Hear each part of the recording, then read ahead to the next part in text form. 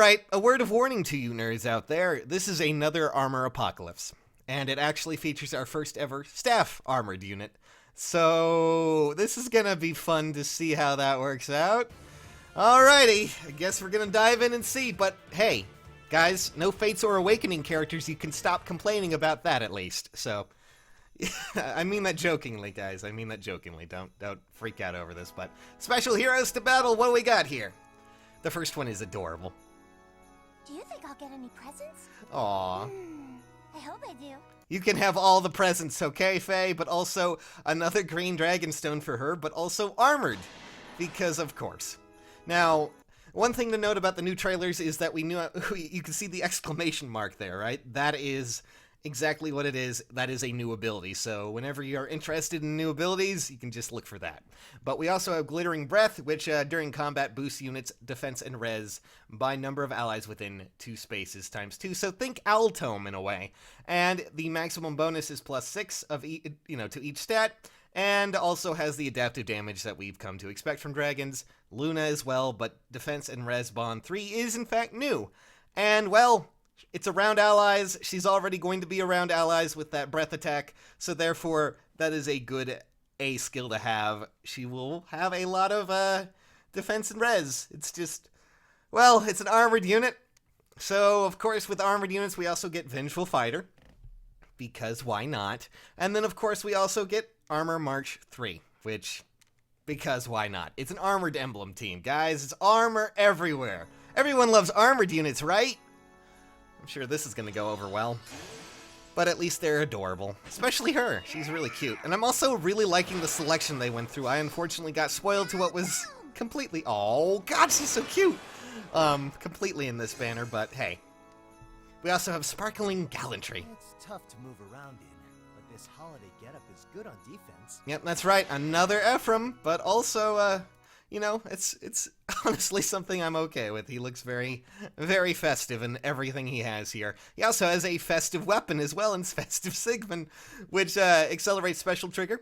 And if unit is not adjacent to an ally, grants attack speed, defense, and res +4 during combat. So, yeah, he's meant to be solo, in case you couldn't tell. He also has attack and defense solo 3, which means that if he's also not adjacent to an ally, he also gets attack and defense +6. So what I'm seeing here is that, Ephraim is a loner. He really wants to hang by himself, even though it's the Christmas season. I understand you want to be alone, but guys, it's all about family and all this other stuff, and Bold Fighter 3 as well as Close Guard 3 is just a full-on, yeah, that's pretty weird. I don't really know why we would have Close Guard, but Bold Fighter works really well for him, and honestly, it's just going to be ridiculous to see how this boy is going to work out in the in the meta, if we were to really look at this, but goodness gracious me. I got you something. Okay, that's just terrifying. Don't actually say anything like that, like you got me anything. This festival warms the hearts of all who attend. Yep, that's right, guys. Erica is here, and she is our first armored staff unit. Okay, well, that is something I'm thinking a lot of people were terrified of seeing. Well, congratulations, it's actually happening. Thankfully, an armored staff unit really can't take advantage of things like Bold or Vengeful Fighter, because they do need their B skill to at least be, useful in some regard. This way, though, she has Dazzling Staff, which... fair enough. I will let that happen. She also has a new weapon as well as a new C skill, but Joyous Lantern at the start of turn grants defense and res +5 to ally with the highest attack for 1 turn. Now you might think, well, that's insane. That's actually a really interesting weapon. Seems to be more supporty. Well, also add to the fact that she also has a new C skill that is called Attack Opening 3. And that is, at the start of turn, grants attack +6 to ally with the highest attack for 1 turn. So therefore, technically, Erica, just by standing there, as long as your unit has the highest attack, is going to get defense, res, and attack, well, at least attack +6, defense and res +5, which is really ridiculous. That is something that I guess, really, did we really need this for armored units, honestly? Oh my goodness. Alright, I gotta see how Joyous Lantern looks when she uses her ability.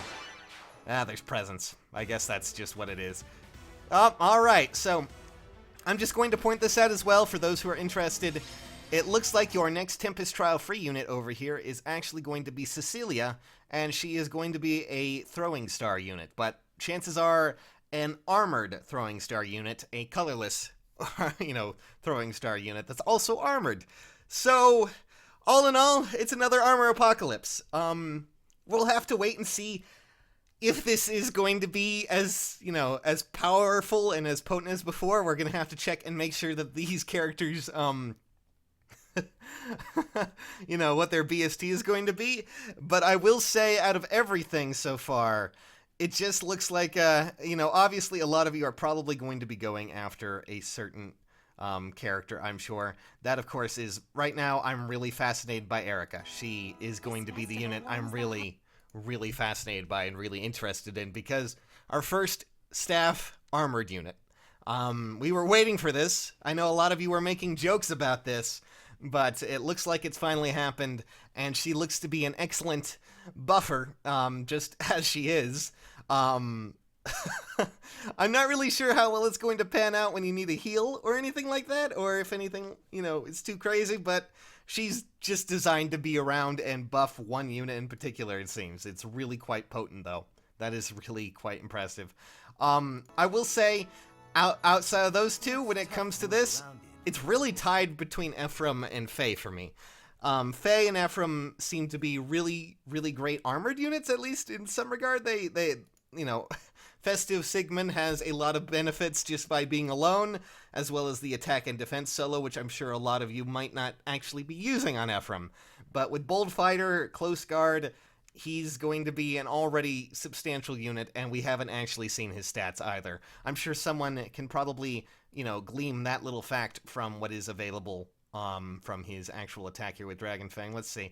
It went up from 62 to 95. That's a pretty steep incline.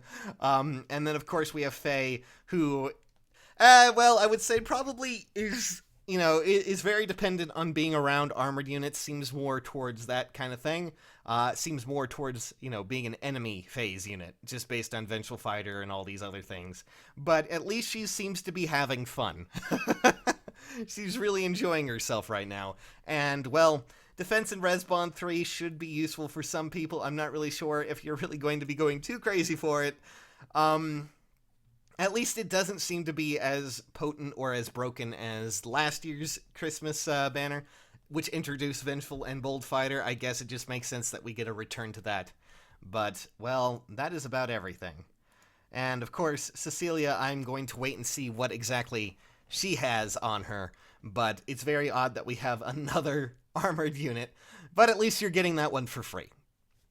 So, I guess, all in all, it seems to be a pretty good banner, and they did not use Fates or Awakening, but they did go for the two siblings there, which I'm sure a lot of you are really excited about.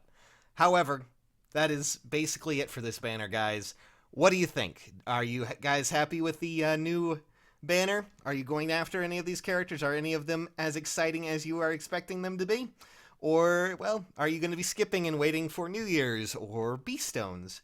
As always, you can tell me in the comments below, and I would love it if you guys could come and converse with us and see what you think. But for now, it's time to say goodbye, and, well, if you enjoyed this video, feel free to leave a like, and if you want to, go and check out the rest of things we do on this channel. We're going to have a lot of fun stuff for you. But Erica, I'm coming for you. You're going to be mine, goddammit.